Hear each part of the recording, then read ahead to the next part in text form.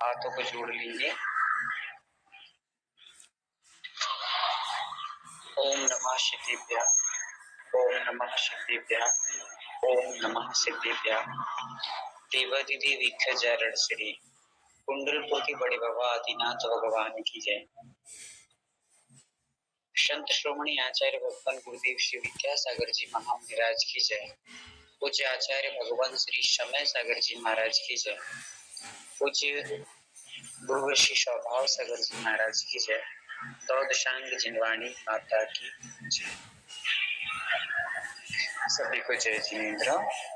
प्रारंभ करते हैं।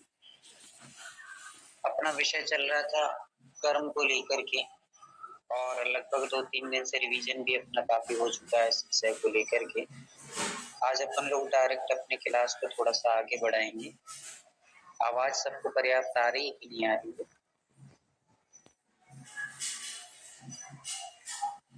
आज क्लास में बहुत सन्नाटा सा छाया है। कुछ घटना दुर्घटना घट गई है क्या?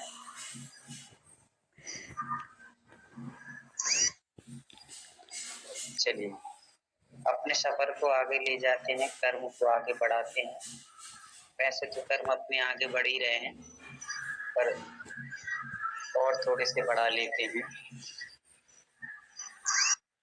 अपना आज का विषय है संस्थान, और संस्थान का अर्थ होता है शरीर का आकार प्रकार। किस प्रकार का आकार है, डोल, सडोल, कुबड़ा इत्यादि इत्यादि को लेकर के अपन चर्चा करेंगे। और ये संस्थान जो है वो संस्थान नाम कर्म के अंतर्गत चल रहा है। किसके अंतर्गत चल रहा है? नाम कर्म के अंतर्गत चल रहा है। नाम कर्म में जो 42 प्रकृतियां हैं, उन 42 प्रकृतियों पे हम लोग चर्चा कर रहे हैं। उसके बीच बीच में भेदों को भी समझेंगे तो पूरे 93 भेद आपको समझ में आएंगे। अभी अपन लोगों ने नाम कर्म में संस्थान,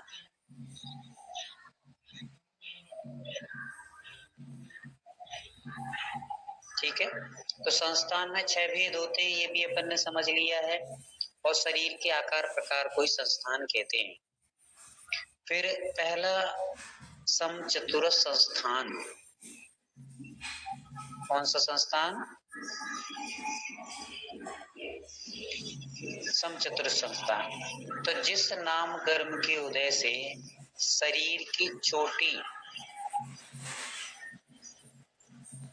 से लेकर के पैर तक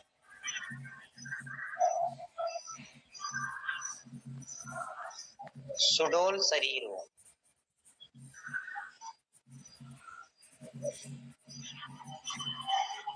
उसको हम लोग कहेंगे समचतुर संस्थान।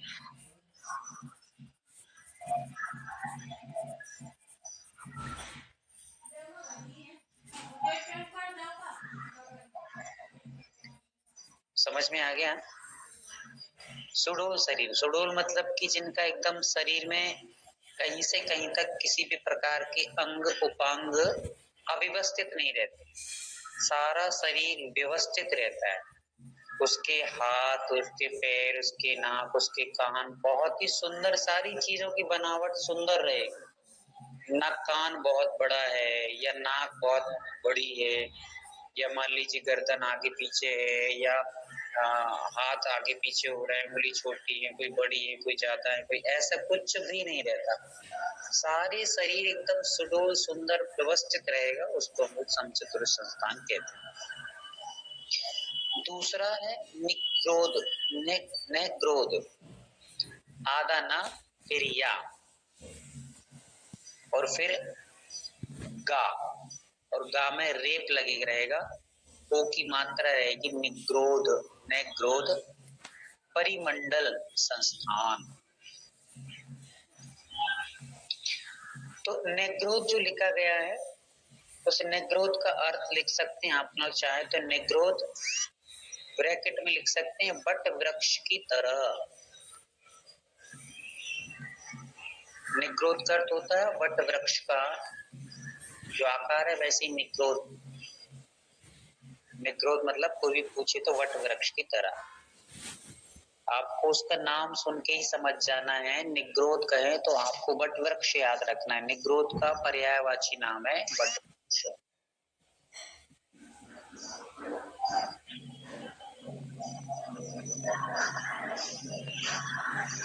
अब देखिए इसको अपन लिखते हैं किस प्रकार का होता है। आप भी लिख सकते हैं। नाभि से ऊपर की ओर, नाभि से ऊपर की ओर,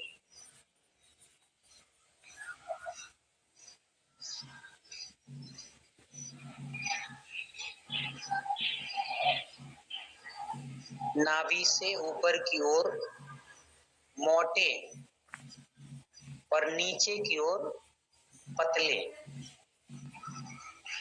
नाभि से ऊपर की ओर कैसे रहेंगे? मोटे।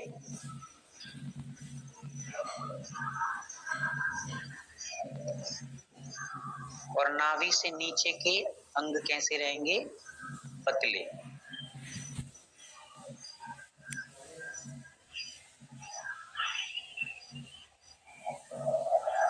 हो गया। नाभि से ऊपर की ओर मोटे और नीचे की ओर पतले अंग वाले शरीर को, आकार को निग्रोध परिमंडल संस्थान वाला कहते हैं।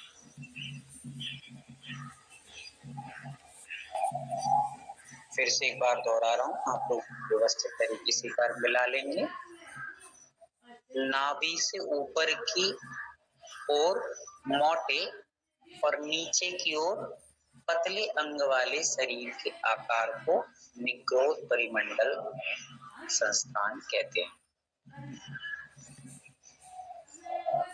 कभी भी आप बट वृक्ष को देखेंगे तो ऊपर की ओर मोटा रहेगा, फैला रहेगा और नीचे एकदम सुकड़ता चला जाता है। वैसे जिनका शरीर ऊपर से तो बिल्कुल चौड़ा है पर नीचे नीचे नीचे सुकड़ता चला जाता है, उसको हम लोग निग्रोध परिमंडल संस्थान के आकार वाला शरीर कह सकते हैं। अगला शरीर है, तीसरे संस्थान है स्वाथी संस्थान। स्वाथी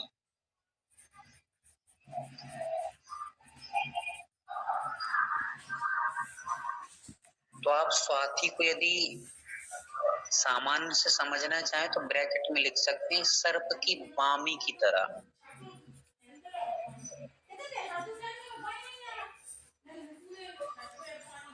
ब्रैकेट में लिख लीजिए सर्प की बामी की तरह। अब इसको विस्तार से क्या बामी? बामी, बामी जो सर्प की बामी रहती है, सर्प मतलब सांप, स्नैप, उसकी नहीं बामी माँ बोल रहे हो आप लास्ट में कि ब बोल रहे हो? बामी, मी भैया जी, भैया जी इसको बी भी बोल सकते हैं।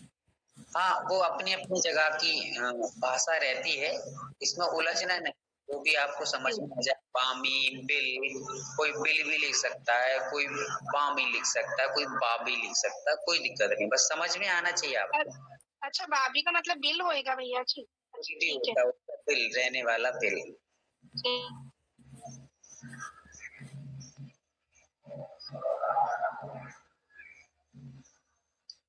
हो गया। अब इसको अपन थोड़ा सा विस्तार से समझने का प्रयास करते हैं।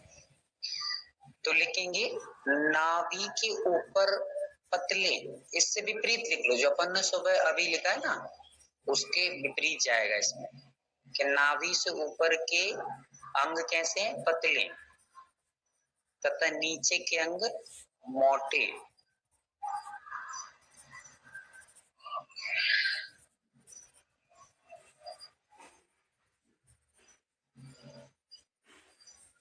हो गया। नाभि के ऊपर पतले अंग और नीचे के मोटे अंग वाले शरीर को, शरीर के आकार को स्वाति संस्थान वाला कहेंगे या कहते हैं।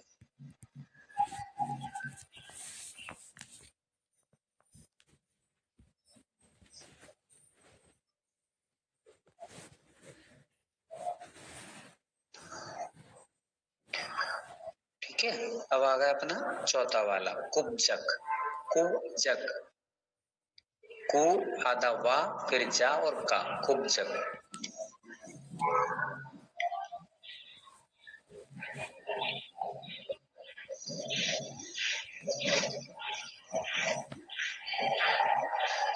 का अर्थ होता है कुबड़ा। तो हम इसको ऐसे लिख सकते हैं, कुबड़ा शरीर बनाने वाले कर्म को उपजक संस्थान नाम कर्म कहते हैं।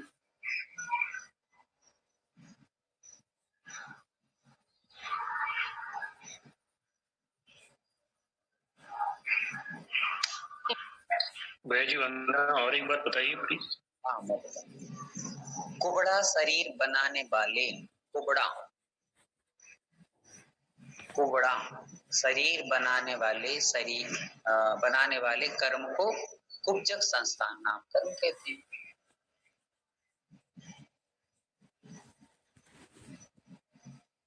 कुबड़ा समझते हैं ना सभी लोग? महाराष्ट्र वाले, कर्नाटक वाले, कोमल भी ये समझते हैं ना? नहीं भैया जी, कुबड़ा नहीं समझते। हाँ तो पूछना चाहिए आपको, जो भी शब्द समझ ना आए किसका अर्थ क्या है तो उसको। कुबड़ा का अर्थ होता है जो पीठ से झुका रहता है, ऐसे मुड़े रहते हैं ना, कई शरीर झुका हुआ शरीर, कुबड़ निकली रहती है उसके पीठ में। कोई एक्सप्लेन करके बता सकता है क्या? नहीं समझ में आ गया भैया जी। अभी पीछे से कुछ तो दूसरे आकार का पीठ पे लगेगा तो बेंड हो जाता है। नहीं शायद वो अपने पोस्टर डाली थी ना इसमें अपने डिस्कशन ग्रुप में, वहां से आप उसको देख करके समझ सकते हैं एकदम राइट। हाँ जी भाई जी, एक और जो दूसरा बता रहे थे आप, निग्रोथ परिमंडल संस्थान, उसमें परिमंडल क्यों बोला? निग्रोथ का तो आपने बता दिया। परिमंडल का अर्थ इसलिए, परिमंडल मतलब चारों ओर से, परिमंडल का अर्थ होता है चारों ओर से। तो जो निग्रोध परिमंडल मतलब जैसे वटवृक्ष चारों ओर से ऊपर की ओर फैला रहता है और नीचे की ओर सकरा रहता है, तो परिमंडल का अर्थ होता है चारों ओर से।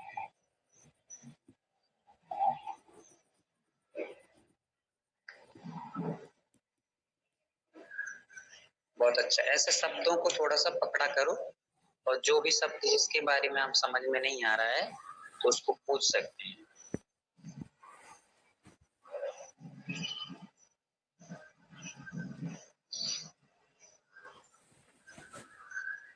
चलिए अपना आता है अब, स्वाति हो गया, कुब्जक हो गया, फिर वामन, वामन वा वामन संस्थान।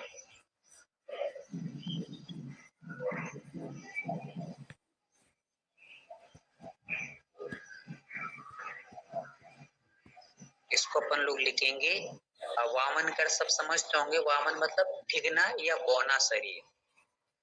तो बौना शरीर बनाने वाले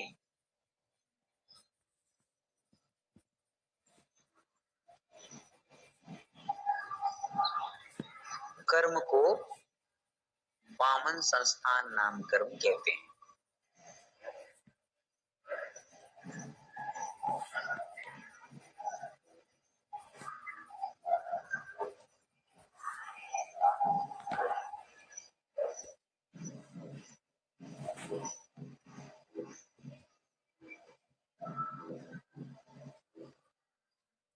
हो गया? चलिए अब अपना आया लास्ट का जो है हुंडक संस्थान। हुंडक,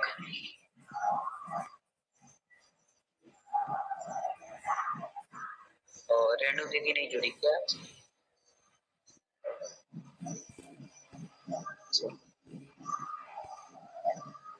तो हुंडक का अर्थ होता है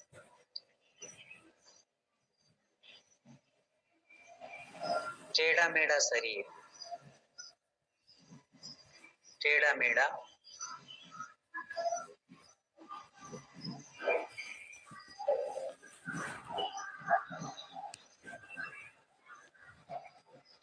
तो अपन इसको ऐसा लिख सकते हैं, टेढ़े मेढ़े शरीर बनाने वाले कर्म को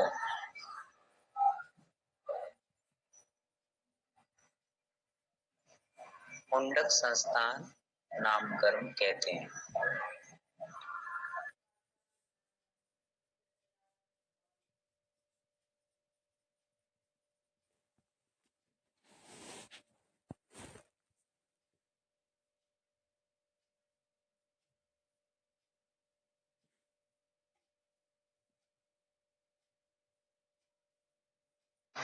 टेढ़ा मेढ़ा समझ में आ गया ना, हाथ कहीं जा रहे हैं, पैर कहीं जा रहे हैं, तो चित्र विचित्र प्रकार के शरीर होते हैं ऐसे कई लोगों के, बहुत कम मिलते हैं हालांकि। पर जो कल प्रश्न पूछा गया था, जो समुद्रों में भूभूमियां बनी है, भूभूमियां जिनको अंतर्दीपज कहते हैं, उनमें रहने वाले समस्त जीव इस हुंडक संस्थान वाले ही होते हैं। वो अपन आगे चल के समझेंगे, अभी तो आपको एक संकेत मात्र या लिखने की जरूरत नहीं है। चलिए, अब ये 6 शरीर अपन ने समझे संस्थान, इनमें से किसी प्रकार से कुछ समझ में ना आया हो तो आप एक बार पूछ सकते हैं कि इसके बारे में थोड़ा सा और मुझे जानकारी दे दीजिए। चलिए, किसी को कोई ज्यादा विकल्प नहीं है, सभी को इस चीज को समझ में आ गया, पहले भी पढ़े लिखे होंगे सभी लोग। अब मैं आपको ये जानकारी दे रहा हूँ कि अपन लोगों ने अंगोपांग पढ़ा था। अंगोपांग में 3 शरीर लिए जाते हैं, औदारिक, वैक्रिक और आहारक। तेजस और कारमान के कोई अंगोपांग नहीं होते। ठीक है, क्लियर हो गया?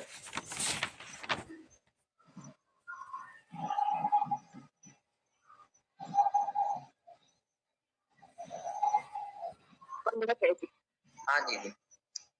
कौन से 3 शरीर होते हैं? औदारिक, वैक्रिक और आहारक, जो मूल शरीर हैं 3 वही वाले।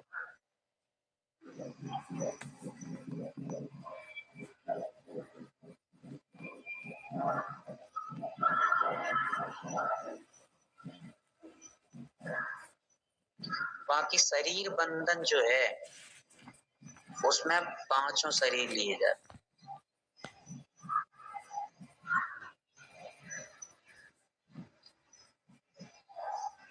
बंधन नाम कर्म समझा था अपन ने, उसमें 5 शरीर आते हैं, और संघात में भी 5 शरीर आते हैं।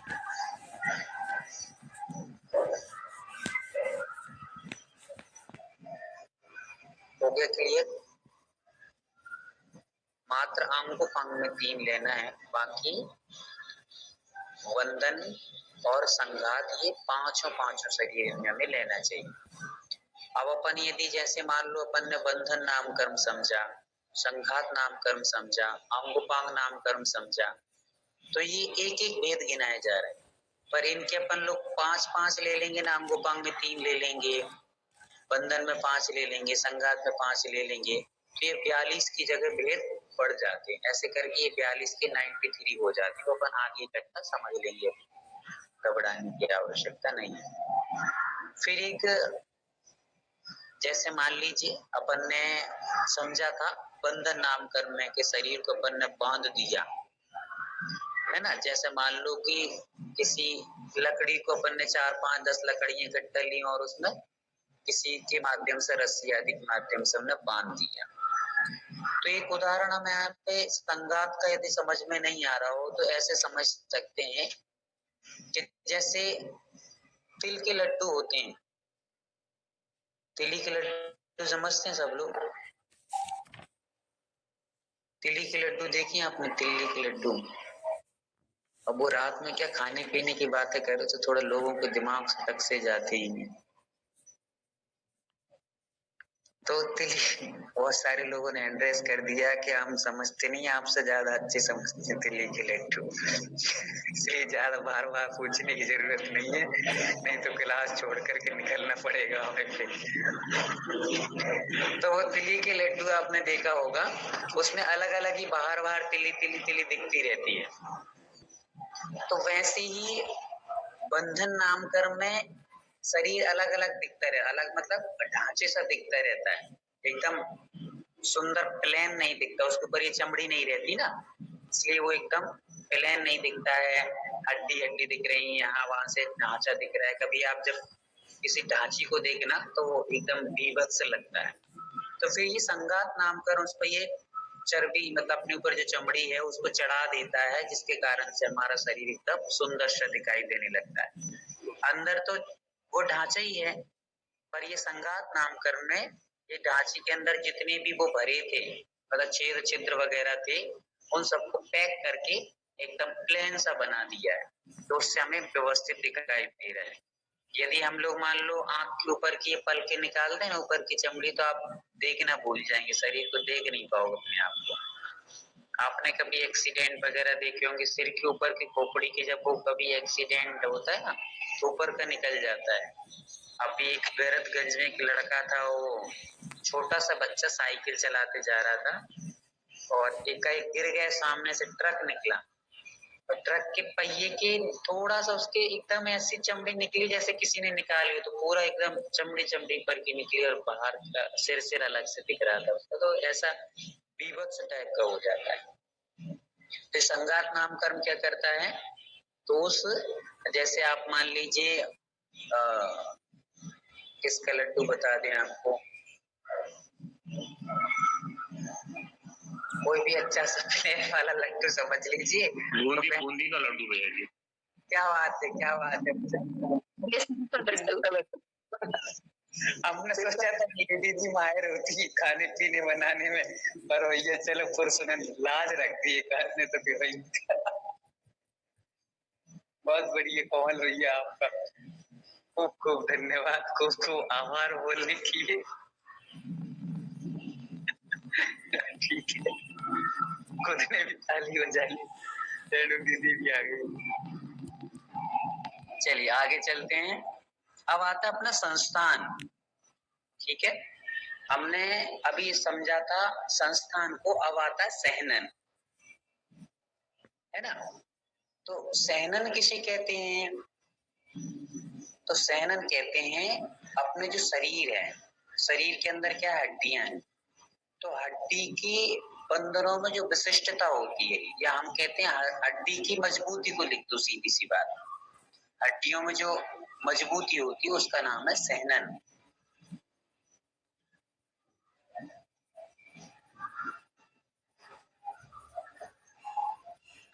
भैया जी अभी ये जो आप समझा रहे हैं ये भी संस्थान नाम कर्म का ही भेद है ना भैया? नहीं, अब ये 6 हो गए संस्थान, भेद थे अपने 6 समाप्त हो चुके हैं उन्दक तक। अब अपना नया मैटर आ गया, नाम कर्म में ही अगला भेद जो है वो सहनन है। उस सहनन की भी 6 ही भेद हैं। ये सब नाम कर्म के अंतर्गत ही अन्य अन्य भेद अभी चले जा रहे हैं, तो पूरे 42 और अपन भेद भेद करके समझेंगे तो 93 हो जाएंगे। तो ये अगला वो चैप्टर चालू हुआ है सहनन का। वंदना भेज, पिंड प्रकृति है, इसे पिंड प्रकृति कहते क्या है? कौन सी प्रकृति? पिंड प्रकृति कहते हैं क्या इसे? दीदी अभी ये पिंड अपिंड के चक्कर में नहीं पड़ेंगे अपन, अभी तो सामान्य से समझते जाओ। पिंड अपिंड तो बहुत ऊंची चीज चली जाती जब कर्मकांड वगैरह पड़ेगी ना, उलझना नहीं। पिंड प्रकृति हो या कहना चाहिए कि बहुत सारी प्रकृतियां आगे चल के अपन लोग कर्मकांड जब कभी समय मिला और अपन सब बैठ पाए तो उसके दरमियान अपन समझेंगे कि कौन कौन सी प्रकृति किस किस प्रकार से होती। अभी तो आप सामान्य से समझते जाइए चीजों को। तो सहनन, सहनन किसे कहते हैं, तो हड्डियों की मजबूती का नाम सहनन है। ठीक है, अब ये सहनन 6 प्रकार का होता है। पहला है जिसको हम लोग लिख सकते हैं वज्र वृषभ, वज्र वृषभ नाराज सहनन।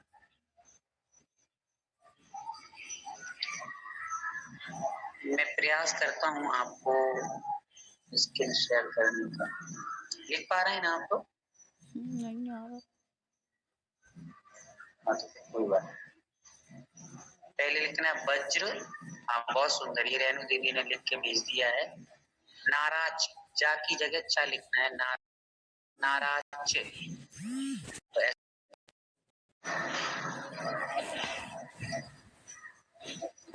अब हमें यहाँ पर इसको समझना है। अब अपने शरीर की रचनाओं के बारे में सारा कुछ चल रहा है। पहले अपन ने समझ लिया कि आकार प्रकार किस किस प्रकार से निर्मित होते, नामकर्म हमारे आकार को कैसा कैसा बनाता है। तो हमने समझा हुंडक भी बना देता है, टेढ़ा मेढ़ा शरीर भी बनाया तो नामकर्म ने बनाया, छोटा शरीर बनाया तो उसको हम लोग वामन शरीर कहेंगे। चलिए थोड़ा सा पहले 5 मिनट पर रिवीजन कर लेते हैं, नहीं तो अपना आगे बढ़ते जाए पीछे का अपना छूटता जाएगा। चलिए बताइए कोमल भैया बामन का अर्थ क्या होगा? बामन अपन ने लिखा है ना अभी ऊपर, बामन संस्थान। बामन का अर्थ क्या कहेंगे कोमल भैया? वंदना भैया जी, बामन का अर्थ हमने ऐसे लिखा है, बोना शरीर, जैसे छोटा कद का शरीर होता है, बोना शरीर वालों को बामन नामकरण, बामन संस्थान नामकरण कहते हैं। बहुत सुंदर, अति सुंदर। ऐसी बस एक एक चीज का नाम से अर्थ समझ में आ गया तो समझ लो कि जीवन में हमेशा याद रहेगा। और रटते रहे कि ऐसा ऐसा ऐसा शरीर होता है, तो वो रटने वाले रटन की विद्या फलंती नहीं, ऐसा ही कहावत है, रटन की विद्या फलंती नहीं, रटने वाली फलने वाली नहीं है। आप तो बस शब्दों को पकड़िए। इसी प्रकार जैसे अपन ने अप्रत्यक्षान समझा, प्रत्यक्षान समझा, रेणु दीदी और सुभाष भैया, ये सब शीतल दीदी है, चंद्रकौर जी, तो इन सब से मैं कहना चाहूंगा कि पुराना रिवीजन भी कभी कभी मेरा अभाव रहेगा, शायद मैं अभी बीच बीच में कभी कभी ना जुड़ पाऊं, तो रिवीजन ले तो पुराना रिवीजन सारा का सारा ये शब्दों के अनुसार जरूर लें।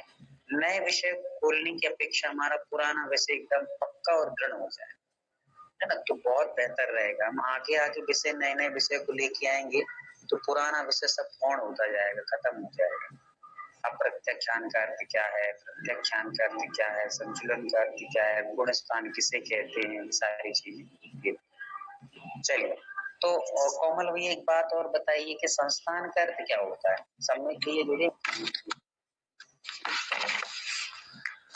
भैया जी, अभी मैंने लिखा था तो यहाँ पे संस्थान, संस्थान आपने कल सिखाया था भैया जी। आप खोल करके मत बोलिए, पहले पुस्तक बंद कर। नहीं, मैं कल लिख नहीं पाया था, मैं जल्दी छोड़ गया था क्लास भैया जी। कोई दिक्कत, आप जब पता, कोई कम से कम अपन को जो भी चीज छूट जाए मान लो तो आप पूछ सकते हो, है ना, कोई दिक्कत नहीं। समीत भैया आप बताएंगे कि संस्थान का अर्थ क्या होता है? अपन ने अभी संस्थान पढ़ के ऊपर आए हैं, संस्थान मतलब क्या? भैया जी मुझे भी नहीं पता, कल मेरा भी हुआ नहीं था, और मेरा पिछला वाला क्लास जो महाराज जी का सेमिनार के पहले वाला वो भी छूट गया था, तो वो मेरा थोड़ा ये चल रहा है, नहीं वो उसका रिकॉर्डिंग देख के मैं कल तक कर दूंगा भाई। बिल्कुल बिल्कुल, रिकॉर्डिंग भी सुन लीजिए।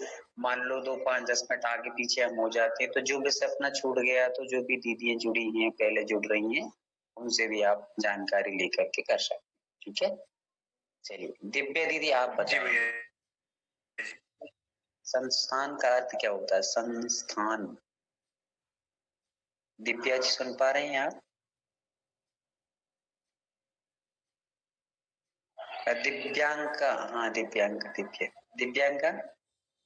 वंदना भैया जी, संस्थान का अर्थ होता है आकार, जिस कर्म के उदय से शरीर का आकार बनता है उसे संस्थान कहते हैं। बहुत अच्छा, बहुत अच्छा। चलिए अपन आगे चलते हैं। अब हुंडक का अर्थ बताना है पद्मश्री दीदी। हुंडक का अर्थ क्या होता है? हुंडक। वंदना भैया जी, हुंडक का अर्थ टेढ़ा मेढ़ा शरीर बनाने वाले कर्म को हुंडक संस्थान कहते हैं। हुंडक संस्थान नाम कर्म कहते हैं। हाँ, बस इतना याद रहे कि हुंडक का अर्थ होता है टेढ़ा मेढ़ा, चित्र विचित्र, अनेक प्रकार का। बहुत सुंदर। चलिए सुमन दीदी, नहीं सुमंगला दीदी, सुमंगला दीदी आप कुछ पूछना चाह रहे हैं?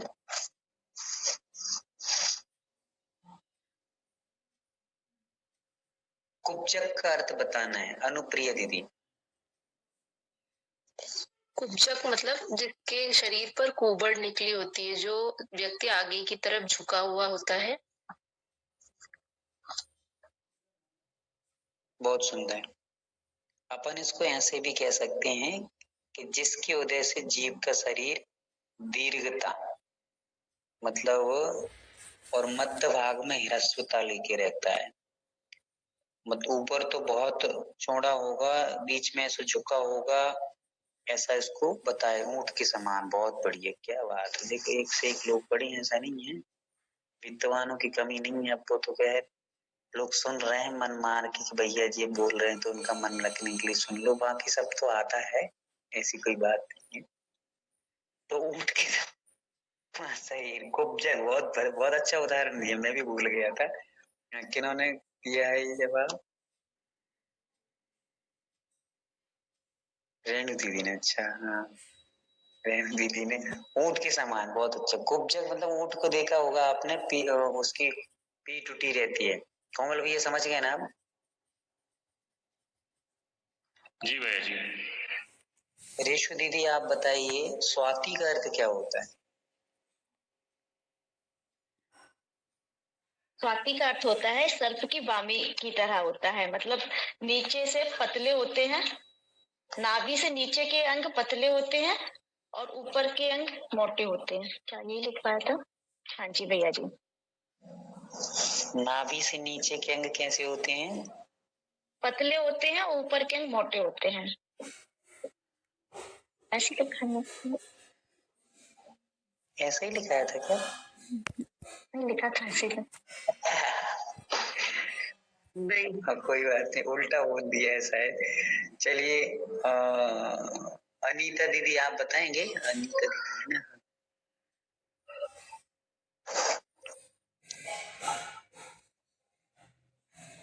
वंदना भैया जी। हाँ दीदी बोलिए।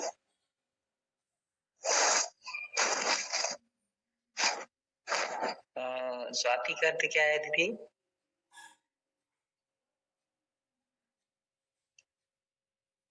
अनीता दीदी। सर्प की बाबी की तरह, नाभि के ऊपर पतले के नीचे अंग मोटे वाले अंग को, शरीर के आकार को स्वाति संस्थान कहते हैं। देखिए जब भी पूछे, जैसे आपसे पूछो स्वाति का अर्थ बताइए, तो ओनली आपको पहले ये बताना कि स्वाति का अर्थ होता है सर्फ की बामी। फिर डिटेल बताइए कि कैसे, तो ऊपर से ऐसी और नीचे से ऐसी, तो इस प्रकार से ऊपर से खुलेगा। चलिए अब बताएंगे। डॉली दीदी आप बताइए, निग्रोध का अर्थ क्या होता है? निग्रोध का ना भैया जी, निग्रोध का मतलब होता है वट वृक्ष की तरह, जो ऊपर से तो फैला हुआ होता है और नीचे से सिकुड़ा हुआ होता है। तो वही हमारे शरीर पे लगाएंगे हम, जैसे नाभि से ऊपर की ओर तो मोटा रहेगा और जो नीचे की ओर के अंग पतले रहेंगे शरीर के, उसे निग्रोध परिमंडल संस्थान कर्म कहते हैं। ऊपर से रहेगा चौड़ा और नीचे से सकरा मतलब पतला रहे। बहुत अच्छा। चलिए बहुत अच्छा बताया। मीनू दीदी आप कुछ बोलें? विजेता दीदी। वंदना भैया जी। हाँ दीदी कहाँ गई? बहुत दिन की बात आई है विजेता। अच्छा विजेता दीदी, विजया दीदी अलग है, विजेता दीदी अलग। विजया दीदी आप बताएंगे? हाँ वंदना भैया जी, किसके बारे में? समचतुरस्र संस्थान का। समस्त चतुरस्र संस्थान मैंने लिख के नहीं लिया है, बाकी सब लिया है, लेकिन जो अंगोपांग मेजरमेंट से, क्या कहते हैं उसे, सभी प्रपोर्शन में होते हैं, उनको उसको संस्थान समचतुरस्र संस्थान कहते हैं। जैसे तीर्थंकरों को होते, तीर्थंकरों के होते हैं। बहुत सुंदर, बहुत अच्छा। चलिए विजेता दीदी अब आप इसको और एक्सप्लेन करके बताइए। समचतुर संस्थान, इसका अर्थ है कि शरीर की लंबाई, चौड़ाई, अंग उपांग, उंगलियों की का आकार, आंखों की मुद्रा, आंखों का आकार, नाक, कान सभी एक बिल्कुल सही प्रोपोर्शन में होते हैं। उनकी लंबाई चौड़ाई बिल्कुल एक सही अनुपात में होती है, उसको कहते हैं समचतुरस्र संस्थान।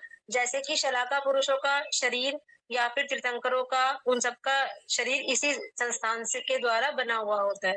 बहुत सुंदर। तो सम चतुरस, इसका अर्थ मात्र एक शब्द का अर्थ बताना है। अब इसका पूरा डिटेल में नहीं पूछ रहा हूं। सम चतुरस्र संस्थान, इन तीनों शब्दों का अर्थ आपको मात्र बताना है। कौन बताएगा? Hand rest.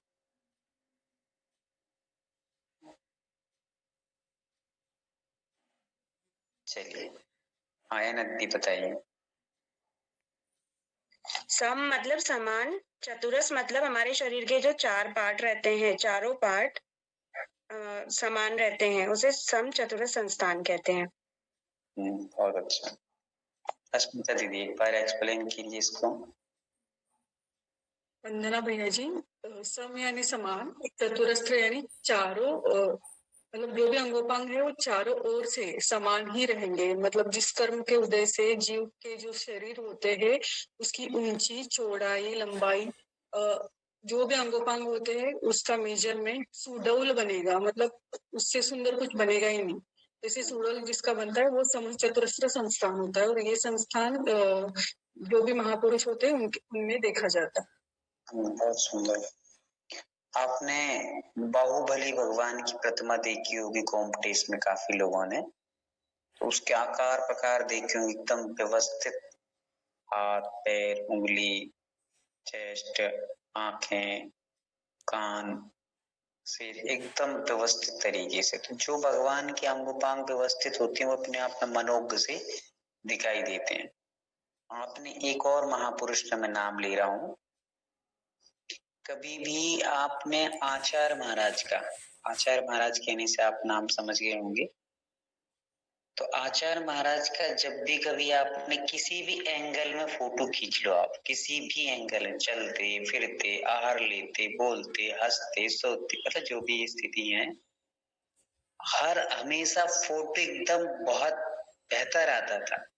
हम लोग तो मुंह बना बना करके इधर देखेंगे, इधर टेढ़े करेंगे, इधर नाक निकालेंगे, उधर मुंह निकालेंगे, हंसेंगे जबरदस्ती, फिर भी व्यवस्थित फोटो आया नहीं आया। पर किसी भी कंडीशन में कैसे भी बैठे हो, चाहे कैसे भी प्रवचन का समय चल रहा हो, आहार का समय चल रहा हो, या वो बिहार कर रहे हो, बात कर रहे हो, प्रवचन हो, क्लास हो, किसी भी सिचुएशन में आप उनका फोटो ले लीजिए, एकदम बहुत क्लासिकल फोटो आता था। तो ये कहलाते समचतुर संस्थान वाले, है ना। वैसा ही शरीर अच्छा रहता है हमेशा, उनके सब चीजें अंगोपांग, बाल, कान, आंख, नाक सब व्यवस्थित एकदम बहुत सुंदर देखने में रहती है।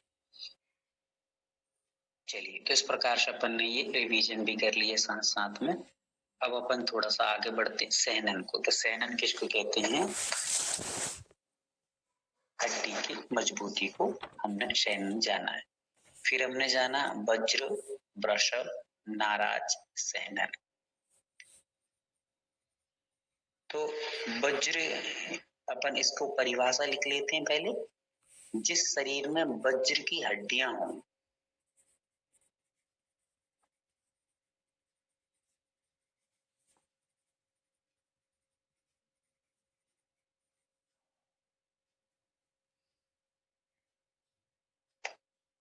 जिस शरीर में वज्र की हड्डियां हो, वज्र का रस हो,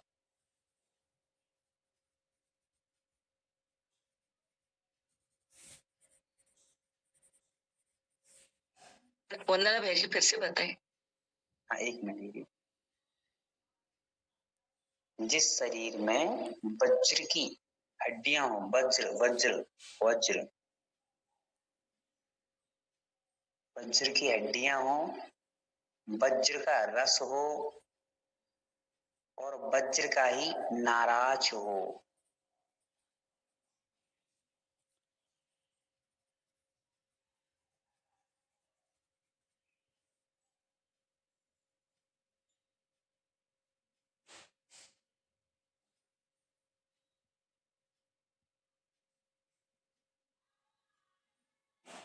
वंदना भैया जी, हाँ, देखो, नाराज का मतलब क्या होता है? हाँ, एक एक चीज का इसका अलग अलग, वज्र, वृषभ, नाराज, ये तीनों शब्दों के अर्थ आपको, यदि आपके पास एक पुस्तक हो जिसको अपन कहते हैं जिन सरस्वती, उसमें आप लोगों को तीनों शब्दों के अर्थ बहुत सुंदर मिल जाएंगे। फिर भी हम लोग यहाँ पर, जैसे आपको मैसेज में उत्तर आ गए हैं, कि कील को कहते हैं। कील, कील मतलब आपने गेट वगैरह जो बनाए जाते हैं अपने यहाँ पर। भैया जी वंदना, हाँ दीदी। जैसे अपन अभी ये शरीर का पढ़ रहे हैं, तो जैसे हड्डियों में जुड़ाव होता है। हाँ, उसको मराठी में सांधा बोलते हैं, हिंदी में पता नहीं मुझे क्या बोलते हैं, लेकिन वो भी जो भी जुड़ाव होता है उसको नाराज कहते हैं। सही है? हाँ, ये भी बहुत अच्छा है। जिस चीज से हड्डियों को जोड़ा जाता है, एक किया जाता है, उसको हम नाराज कहते हैं। जैसे मान लीजिए कोई कुंदा रहता है, तो उसके दो को आपस में जोड़ने के लिए बीच में कील डाली जाती। कभी आपने गेट देखा हुआ, गेट, तो गेट को जो खोलते हैं हम लोग और बंद करते हैं, खोलते हैं बंद करते हैं, तो उसके साइड में जो लगा रहता है एक कब्जे बोलते, क्या बोलते उसको, कब्जे वगैरह, कब्जा। उस कब्जे में ये मान के चलिए गेट, और गेट की जो चारों ओर लकड़ी वगैरह लगी है, उस दोनों के बीच में जो डिस्टेंस को कवर करने के लिए कब्जा लगाया जाता है ना। उस कब्जे के बीच में कुछ कील फंसी रहती है, दो चीजों को ज्वाइंट बनाने के लिए, जोड़ने के लिए, ताकि वो आपस में एक दूसरे से घूमता भी रहे गेट, ऐसा नहीं कि एकदम पैक ही हो जाए। तो उसके अकॉर्डिंग वो अंदर बाहर गेट होता जाता है, ऐसे आप उसको समझ सकते। तो जो कील का काम करता है, कील तो लगभग सभी लोग समझते होंगे। तो जिस शरीर में वज्र की ही हड्डियां हो, वज्र का ही रस हो, और वज्र का ही नाराज मतलब कील हो, उसको हम कहते हैं वज्र वृषभ या ऋषभ नाराज सहनन। भैया जी आप रस ही बोल रहे हो ना? हाँ, रस रस रस को हम ऐसा समझ लें कि जो रक्त है वो भी उनका वज्र मतलब बहुत मजबूत होता है। आपने वज्र का उदाहरण समझा होगा कि हनुमान जी जब उस गुफा से उसके मामा उठाकर ले जा रहे थे, हनुमान जी का जब जन्म हुआ था ना, उस समय उन हनुमान जी को जब उसके मामा अपने घर उठा करके ले जा रहे थे, और अचानक से हनुमान जी गिर जाते हैं विमान से ऊपर, बहुत